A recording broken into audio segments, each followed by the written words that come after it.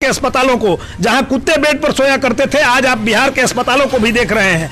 आपने देखा था बिहार के स्कूलों को, आज उन सभी स्कूलों के बिल्डिंगों को भी आप देख रहे होंगे। ये छाती पीटने वाले लोग आज छाती पीटने में इनको शर्म महसूस हो रही थी तो थाली पीटने का काम किए हैं। हम स्वागत करते हैं प्रधानमंत्री और अमित शाह जी का स्वागत इन्होंने थाली पीट के किया था। बिहार से वो छाती पीटते हुए वापस जाएंगे।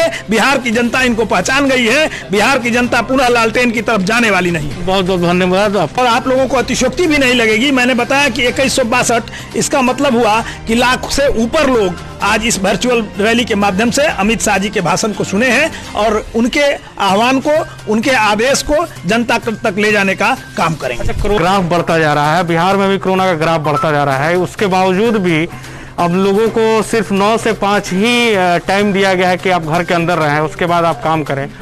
तो इस पे कितनी, बहुत सारे लोग ये बात पूछ रहे हैं। देखिए, आप चौथे स्तंभ के रूप में हैं। मैं ये बताना चाहता हूँ, जिस समय भारत ने प्रिकॉशन लिया, लॉकडाउन का शुरुआत किया, उस समय कोरोना विश्व में हजारों मौत, लाखों मौत दे रहा था। भारतीय जनता पार्टी के यशस्वी नेता माननीय प्रधानमंत्री नरेंद्र भाई मोदी ने उसी समय प्रिकॉशन लेकर जो देश को सुरक्षित करने का काम किया है, उसका लाभ अब भी दिखाई दे रहा है। आपको ग्राफ जरूर दिख रहा होगा। उस समय भी वैज्ञानिक डॉक्टरों ने कहा था कि यह डिजीज, यह वायरस लगभग 80% लोगों के पास जाएगा, लेकिन उसका मतलब वो नहीं होगा कि वो उनकी मौत होगी। और मौत का आंकड़ा भी आपके सामने है। जिस तरह से मौत का आंकड़ा हमारे देश में कम रहा है, उसका लाभ भी आप यहाँ की जनता और आप लोगों के। आपका अपना आशा एक भारत को सब्सक्राइब करिए भैया, और साथ ही साथ बेल बटन दबाना ना भूलें, क्योंकि बेल बटन दबाइएगा तभी तो खबर फटाफट पाइएगा।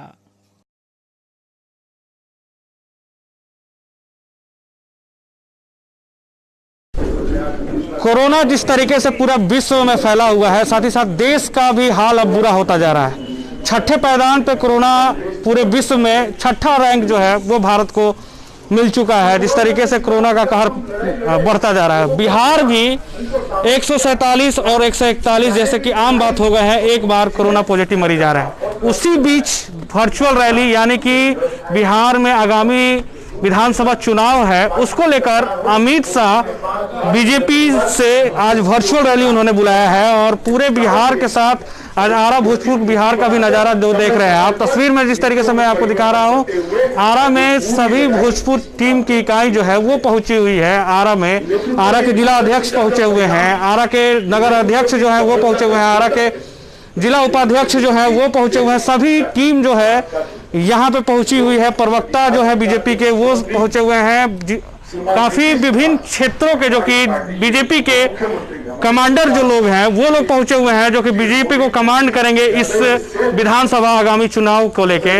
अमित शाह का भाषण चल रहा है, मैं तस्वीरों में दिखाऊंगा, कैमरामैन को कहूंगा कि तस्वीर दिखाए। अमित शाह जिस तरीके से भाषण में अपनी बातों को रख रहे हैं, और बैनर में आपको दिखाना चाहूंगा कि भारत के यशस्वी प्रधानमंत्री श्री नरेंद्र मोदी जी के द्वारा दूसरे कार्यकाल के 1 वर्ष पूरे होने के बाद बिहार जन संवाद दिनांक 7 जून 2020 समय 4 बजे से ये आगमन हुआ था और अभी लगातार चलता आ रहा है। प्रेम रंजन चतुर्वेदी जो कि जिला अध्यक्ष हैं, वो काफ़ी गहन से इस भाषण को सुन रहे हैं।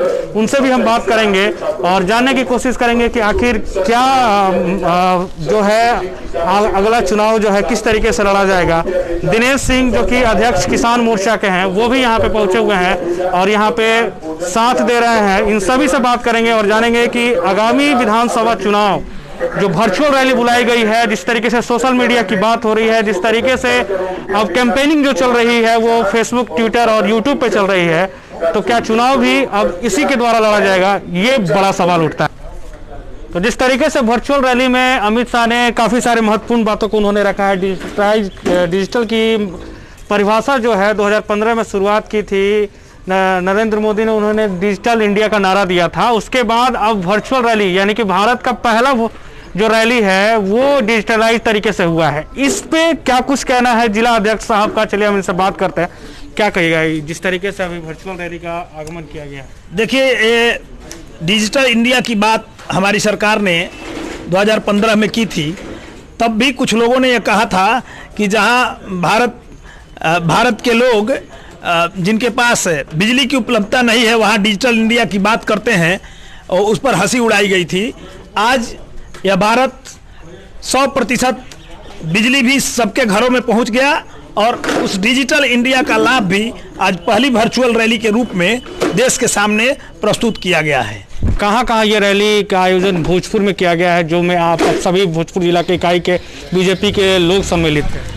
देखिए, भारतीय जनता पार्टी के से जुड़े कार्यकर्ता आज हमारे सांगठनिक दृष्टिकोण से 32 मंडल हैं और उस 32 मंडल में 256 शक्ति केंद्र बनाए गए थे। आज जैसे जिस शक्ति केंद्र पर आप इकट्ठे हुए हैं, आज हमारे इस आरा विधानसभा के 6 नंबर के शक्ति केंद्र पर हम लोग इकट्ठे हुए हैं और जो जनसंख्या आपने दिखाई है वो केवल एक शक्ति केंद्र की जनसंख्या थी। ऐसे 256 शक्ति केंद्रों पर स्थित 2162 बूथों पर सभी जगहों पर, भोजपुर जिले के सभी जगहों पर 2162 बूथों पर अपने कार्यकर्ता इस वर्चुअल रैली के माध्यम से माननीय अमित शाह जी के साथ जुड़े थे। लगभग कितने लोग भोजपुर से जुड़े थे? अगर मैं कहना चाहूं और आप लोगों को अतिशयोक्ति भी नहीं लगेगी, मैंने बताया कि 2162, इसका मतलब हुआ कि लाख से ऊपर लोग आज इस वर्चुअल रैली के माध्यम से अमित शाह जी के भाषण को सुने हैं और उनके आह्वान को, उनके आदेश को जनता तक ले जाने का काम करेंगे। अच्छा, कोरोना जिस तरीके से बढ़ता जा रहा है उसके बाद अनलॉक 1 कर दिया गया, इससे आप कितना संतुष्ट है? जिस तरीके से भोजपुर में भी कोरोना का ग्राफ बढ़ता जा रहा है, बिहार में भी कोरोना का ग्राफ बढ़ता जा रहा है, उसके बावजूद भी अब लोगों को सिर्फ 9 से 5 ही टाइम दिया गया है कि आप घर के अंदर रहें, उसके बाद आप काम करें। तो इस पे कितनी, बहुत सारे लोग ये बात पूछ रहे हैं। देखिए, आप चौथे स्तंभ के रूप में हैं। मैं ये बताना चाहता हूँ, जिस समय भारत ने प्रिकॉशन लिया, लॉकडाउन का शुरुआत किया, उस समय कोरोना विश्व में हजारों मौत, लाखों मौत दे रहा था। भारतीय जनता पार्टी के यशस्वी नेता माननीय प्रधानमंत्री नरेंद्र भाई मोदी ने उसी समय प्रिकॉशन लेकर जो देश को सुरक्षित करने का काम किया है, उसका लाभ अब भी दिखाई दे रहा है। आपको ग्राफ जरूर दिख रहा होगा। उस समय भी वैज्ञानिक डॉक्टरों ने कहा था कि यह डिजीज, यह वायरस लगभग 80% लोगों के पास जाएगा, लेकिन उसका मतलब वो नहीं होगा कि वो उनकी मौत होगी। और मौत का आंकड़ा भी आपके सामने है। जिस तरह से मौत का आंकड़ा हमारे देश में कम रहा है, उसका लाभ भी आप यहाँ की जनता और आप लोगों के सामने भी दिख रहा है। रही बात कोरोना की, तो ये वायरस है और इस वायरस को सुप्त किया जा सकता है। जब तक इसका टीकाकरण नहीं बनता, टीका नहीं होता है, तब तक इसको पूर्णतः समाप्त नहीं किया जा सकता।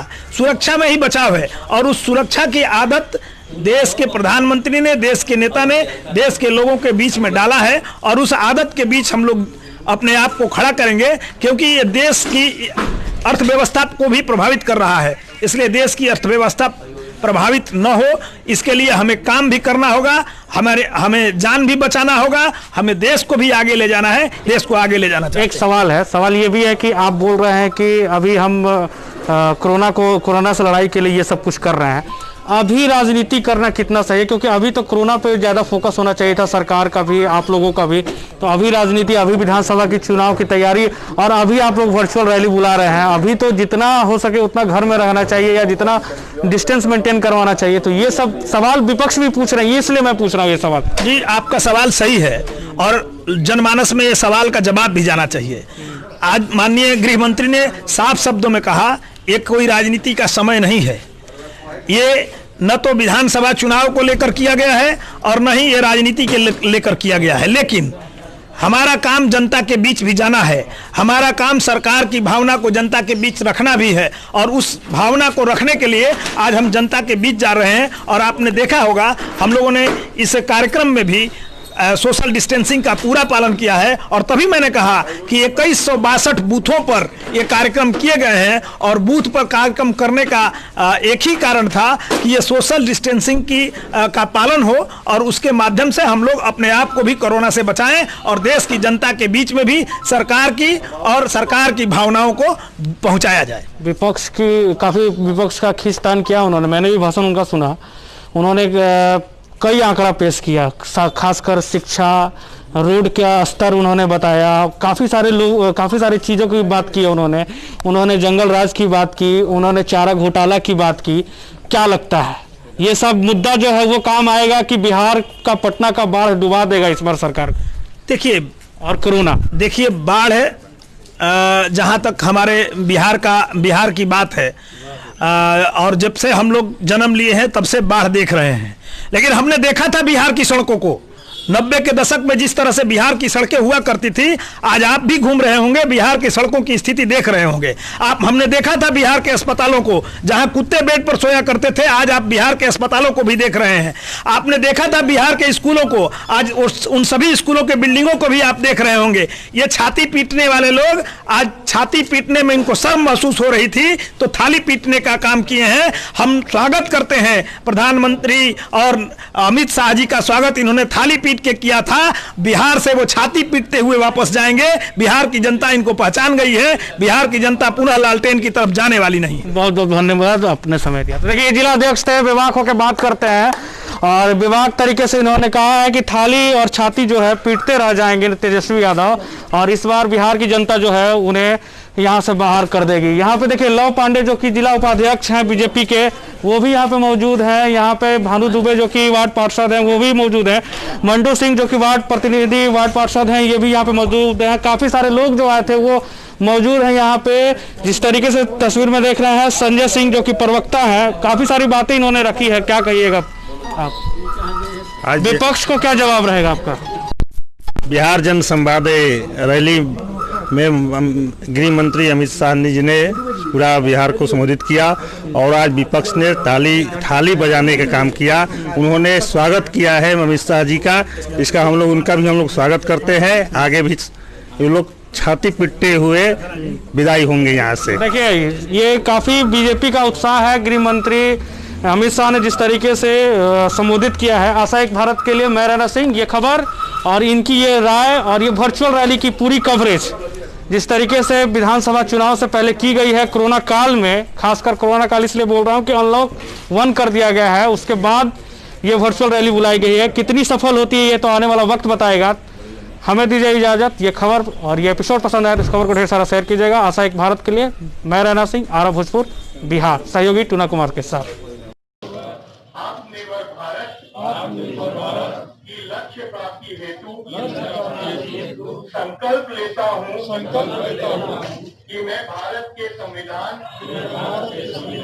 द्वारा निर्देशित नागरिक कर्तव्यों का पालन करूँगा। मैं राष्ट्रीय एकता की भावना, लोकतंत्र के मूल्यों, समता मूलक समाज के निर्माण, सर्वधर्म समभाव व मूल्य आधारित राजनीति को समाज में प्रोत्साहित करूँगा। मैं देश के स्थानीय उत्पादों के निर्माण को प्रोत्साहन देने के लिए मिशन के रूप में कार्य करूँगा। यथासंभव लोकल उत्पादों को भी मैं दूंगा। मैं कोविड की महामारी से लड़ने के लिए सामाजिक जागरूकता, स्वास्थ्य एवं स्वच्छता के अभियान को आगे बढ़ाऊंगा। भारत माता की जय! भारत माता की जय! वंदे मातरम! वंदे मातरम! देने के लिए